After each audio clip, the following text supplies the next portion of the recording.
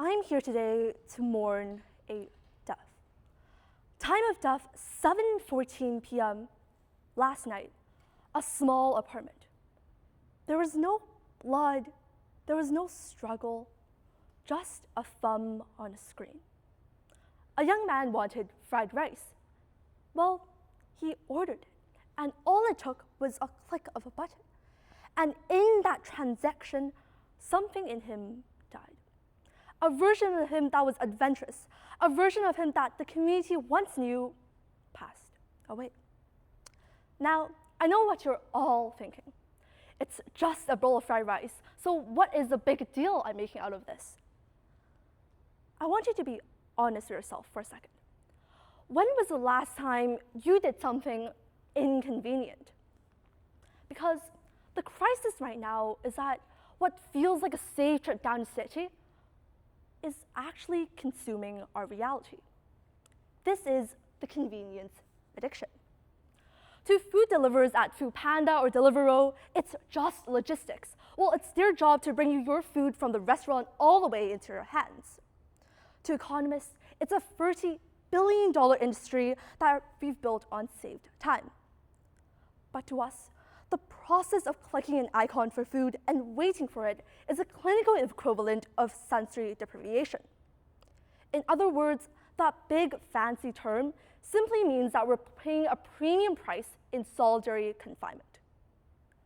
Yes, I'm talking about that room used to break human spirit by removing all the access and friction from the outside world. No noise, no change, and no human connection whatsoever. If we strip away all of these corporate jargon right now, all that's really left is just billions trying to engineer the human out of our day, buying into the idea that we will once reach peak convenience. So the question right now isn't what we're really doing, but why we're doing this. Because here's what I really need you to understand. This didn't start with foodpanda. It didn't start with Deliveroo. It didn't even start with the internet. It started with us. In the 1950s, something happened that seemed like pure progress. The rise of TV remotes, the rise of apartments, and also the creation of a drive-thru. Suddenly, you can get a meal without ever stepping out of your car. You can roll down your window, shout into a speaker, and walk away with a pile of food. No small talk, no human friction whatsoever. At this time, we called this a miracle. We called it freedom. And somewhere along the way between a TV remote and a drive-thru, we stopped asking what we're really bypassing. Convenience addiction isn't a character flaw. It's a design feature. As we speak, the average American spends 7 hours a day consuming their digital media. In just the last decade, the time teenagers spent face-to-face social interaction dropped by 45%. But here's the cost. When we avoid this human friction, our brains stop producing this chemical called oxytocin. This chemical comes from simple, low-stakes social bonding. We enter a state of social atrophy. This puts us in a kind of mentality where we put efficiency and start believing that the goal of the end of each day is to minimize discomfort rather to maximize connection. Here is where we're mistaken easy for good. On a societal scale, convenience addiction teaches us that other people are just optional.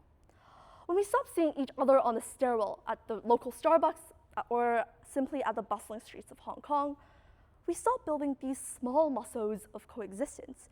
We forget how to share a space. We forget how to tolerate a person who just simply talks too loud or with an annoying dog. We forget that society is held by millions of tiny, unplanned collisions, not loud speeches, not big policies.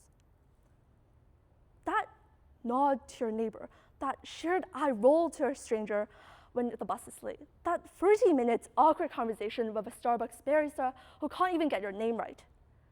When those collisions stop happening, the space between us doesn't just grow, it stiffs up. We didn't wake up one day and simply decide to distrust each other. We didn't hold a referendum on loneliness. We simply stopped practicing the art of, well, being together.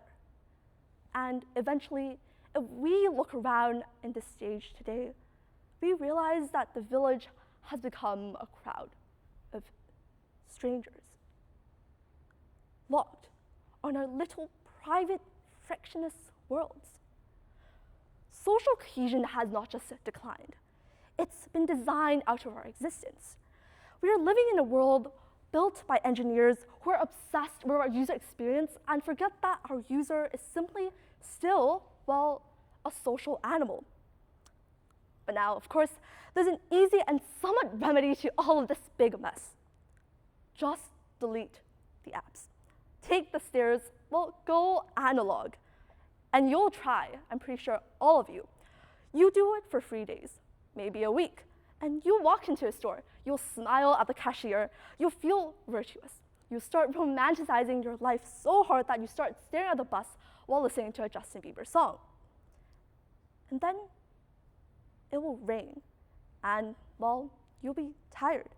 And the phone will be right there, and you'll re-download all the apps, and the cycle will begin again. Because, well, the truth is, friction is annoying. It's inefficient to wait in line. It's inconvenient to talk to a stranger when you could much rather be listening to Spotify. Reclaiming our humanity isn't just about this one-time detox like your average Pilates class. At the end of the day, willpower is simply not the answer. Well, we cannot optimize our way out of a problem created by optimization. We cannot out-efficient a system that was designed to make efficiency simply irresistible. So, what do we actually do?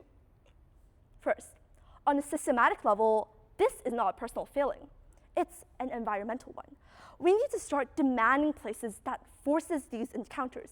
Cities like Copenhagen and Barcelona are already doing this by creating this superblock. Basically, it's a community where cars are banned, where benches are replaced by parking spots, where streets become a living room. Public libraries are being redesigned not just as a dusty old place collecting some books, but rather as a community of connection. Second, on a community level, this is where all of you come in. Not as a consumer, as a neighbor. Start small, choose a longer path, and take off that wired headphones. Not to get somewhere, but to be somewhere. Say yes to a thing that you don't feel like going to, not because you're obligated to, but rather you don't really have an idea what will happen next, where uncertainty lies ahead. But ultimately, it all comes down to us. The weight of society hinges on the quality of our relationships.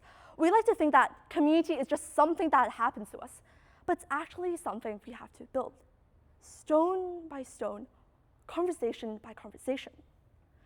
To find something authentic in a world that simply feels so plastic, we have to be willing to be vulnerable.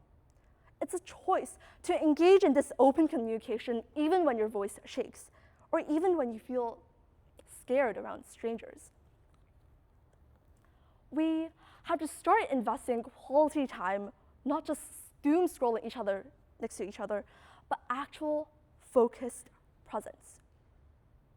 Ladies and gentlemen, we've been sold a lie that we are more connected than ever because of our digital media. We're constantly reachable in this age of time.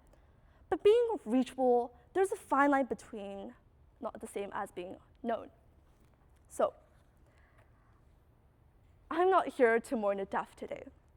I'm here because that young man sitting in the dark with his fried rice, well, he isn't gone. He's just waiting. He's waiting for a reason to put his phone down. He's waiting for a community that finally invites him back in. The convenience addiction wants us to believe that the world is a one big, scary, inefficient place where this can all be filtered out by a click of an app, by different food apps such as foodpanda or Deliveroo. So when all of you leave this hall today, you have two choices. First, you can go back to your own little bubble that is frictionless and also doom scrolling again, Or you can choose the beautifully inconvenient side. Because at the end of the day, life will not be measured by how much time you can save up, but rather by how much of yourself you're willing to put out there towards your community. Stop scrolling and start colliding. Welcome back to reality. Thank you.